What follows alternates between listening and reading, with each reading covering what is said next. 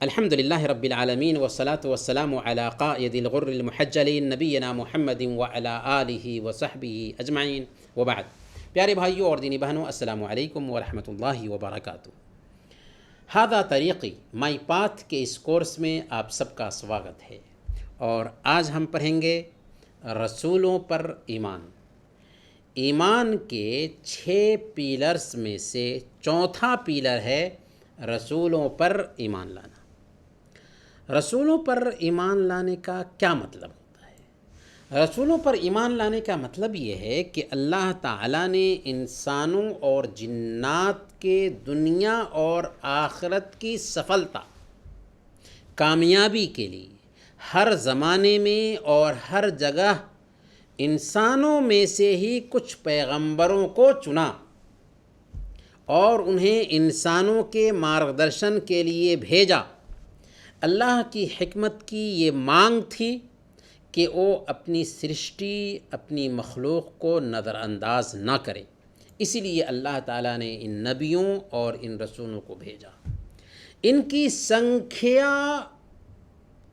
بہت زیادہ ہے، 1,24,000 تک ان کی سنکھیا پہنچتی ہے.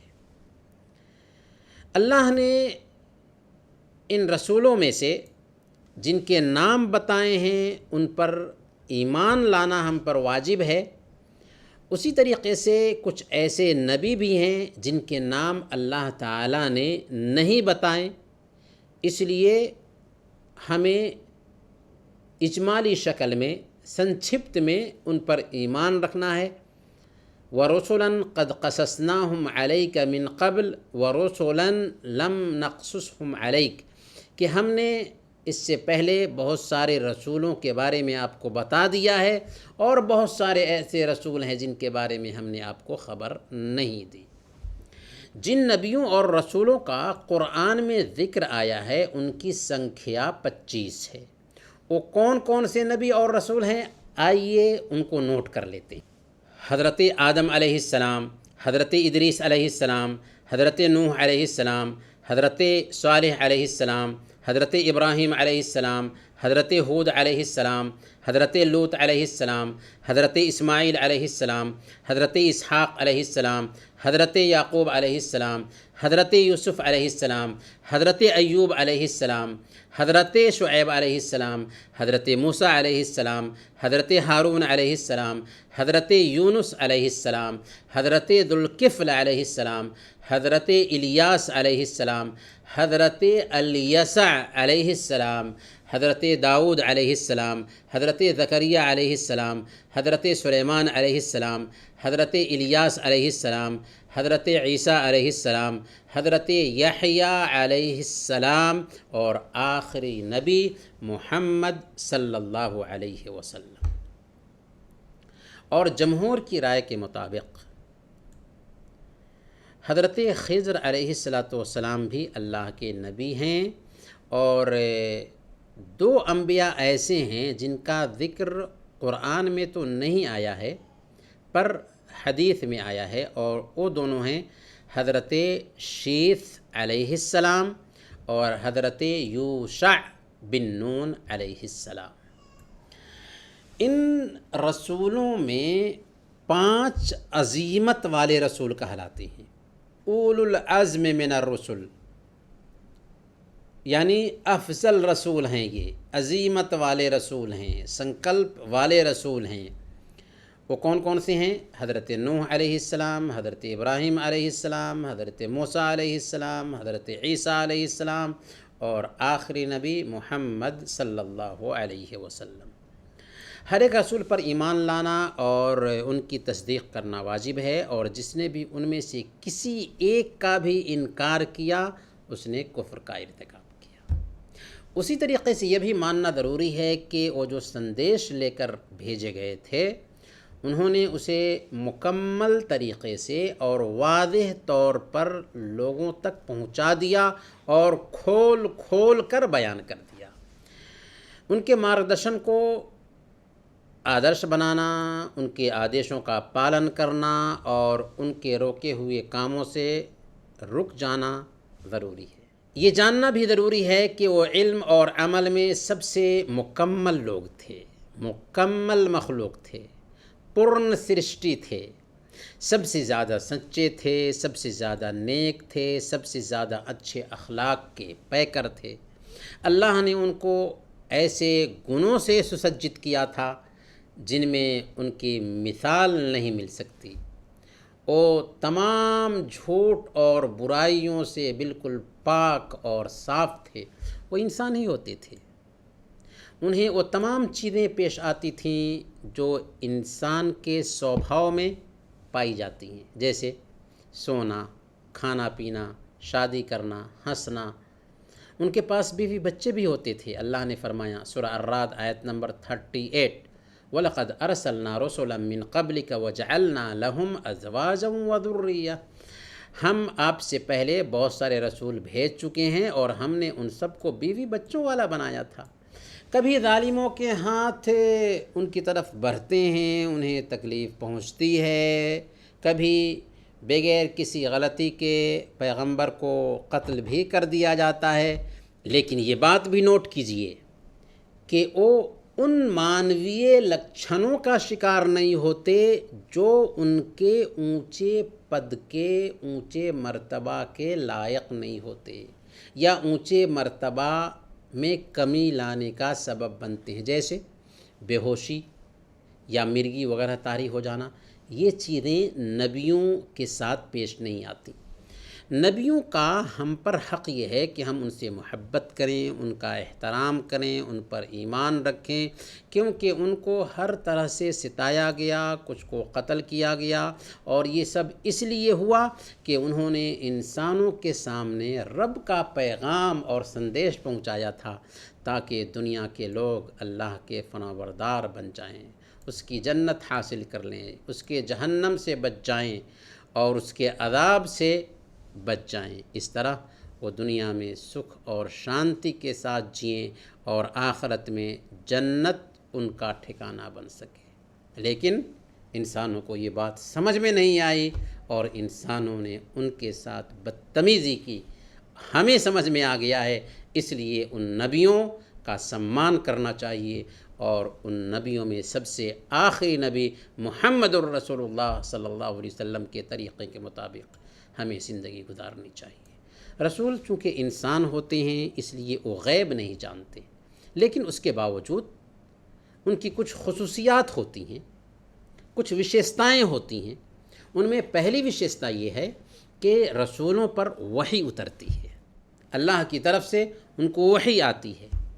اللہ تعالیٰ نے فرمایا سورہ الکہف آیت نمبر 110، قل انما انا بشر مثلکم یوحی الی، آپ کہہ دیجیے کہ میں تمہارے ہی جیسا ایک انسان ہوں، فرق صرف یہ ہے کہ میری طرف وحی آتی ہے، پرکاشنا آتی ہے۔ دوسری خصوصیت یہ ہے کہ رسول معصوم ہوتے ہیں، یعنی غلطیوں سے پاک ہوتے ہیں، سندیش کو اپنانے میں معصوم ہوتے ہیں، سندیش پہنچانے میں معصوم ہوتے ہیں، اسی طرح بڑے بڑے گناہوں سے بھی وہ پاک ہوتے ہیں، اشلیل باتوں سے پاک ہوتے ہیں، برے اخلاق سے پاک ہوتے ہیں، جھوٹ، وشواس گھات، خیانت اور سندیش کو چھپانے سے وہ پاک ہوتے ہیں۔ ہاں، چھوٹے چھوٹے گناہ ان سے ہو سکتے ہیں، قرآن اور حدیث اس پر دلالت کرتے ہیں، لیکن وہ ان پر باقی نہیں رہتے، بلکہ فوراً ان کو تنبیہ کی جاتی ہے اور ان کو توبہ کی توفیق مل جاتی ہے، اس لیے وہ فوراً توبہ کر لیتے ہیں۔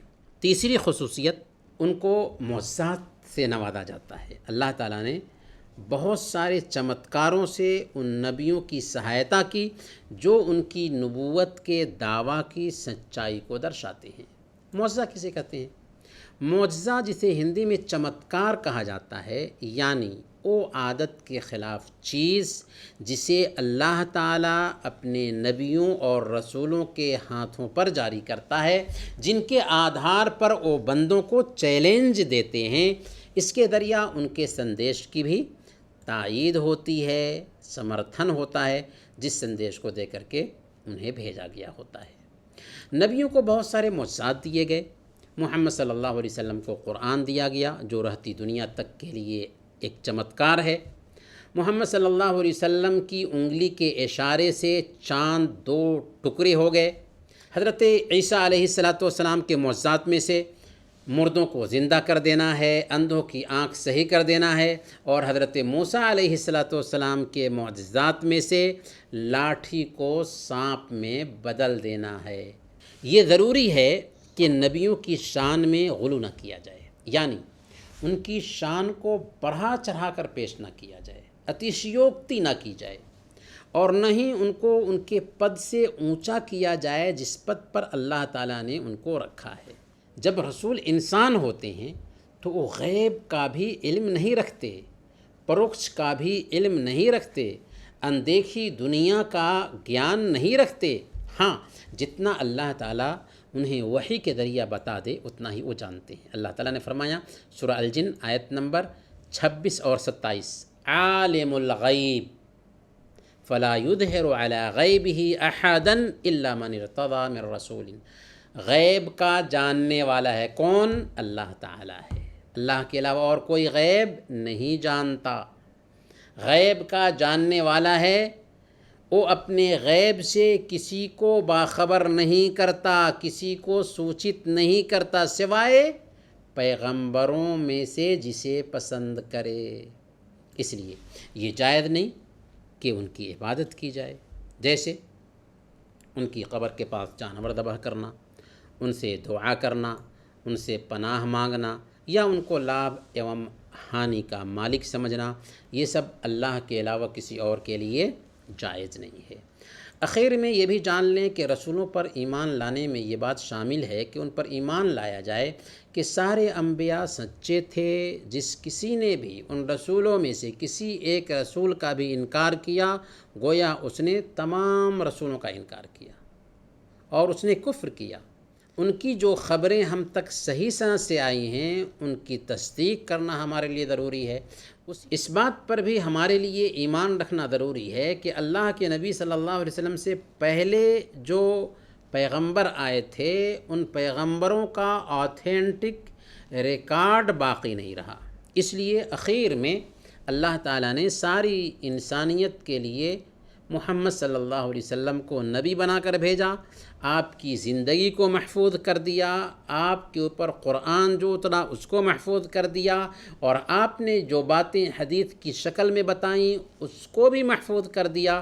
اس طریقے سے یہ عقیدہ رکھنا ضروری ہے کہ آج پچھلی جو شریعتیں ہیں وہ منسوخ ہو چکی ہیں، اور اب ہر انسان کے لیے ضروری ہے کہ اسلام پر چلے، قرآن کو فالو کرے، پیارے نبی صلی اللہ علیہ وسلم کی اطاعت کرے۔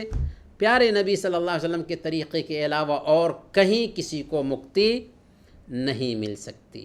اس بات کو ہم بودھک روپ میں بھی سمجھ سکتے ہیں۔ ایک سرکار کسی ملک میں اپنے آدمی کو ایمبیسڈر بنا کر بھیجتی ہے تو ظاہر ہے کہ ایمبیسڈر کا پرتیندھتو اسی وقت تک کے لیے رہے گا جب تک کہ وہ اپنے پد پر آسین رہے گا۔ جب اس کی مدت ختم ہو جائے گی اور دوسرے آدمی کو اس پد پر متعین کر دیا جائے گا تو اس کے بعد وہی ایمبیسڈر سرکار کا پرتیندھی ہوگا جس کو سب سے لاسٹ میں ایمبیسڈر بنایا گیا ہے۔ اس طرح اللہ کے نبی صلی اللہ علیہ وسلم لاسٹ ایمبیسڈر ہیں، لاسٹ پروفٹ ہیں۔ آپ کے بعد قیامت کے دن تک کوئی ایمبیسڈر آنے والا نہیں ہے۔ آپ ہی فارقلیت ہے، آپ ہی کل کی اوتار ہیں، آپ ہی نراشنس ہیں، آپ ہی جگت پتی ہیں، آپ ہی خاتم النبیین ہیں۔ آپ کے بعد کوئی نبی آنے والا نہیں ہے۔ آپ کے بعد آسمانی وحی کا سلسلہ کٹ چکا۔ اللہ تعالیٰ نے فرمایا سورہ الاحزاب آیت نمبر 40، ما کان محمد ابا احد من رجالکم، محمد تمہارے مردوں میں سے کسی کے باپ نہیں ہیں، ولکن رسول اللہ و خاتم النبیین، ہاں اللہ کے رسول ہیں اور سب نبیوں میں پچھلے ہیں، سب نبیوں کے سلسلہ کو ختم کرنے والے ہیں۔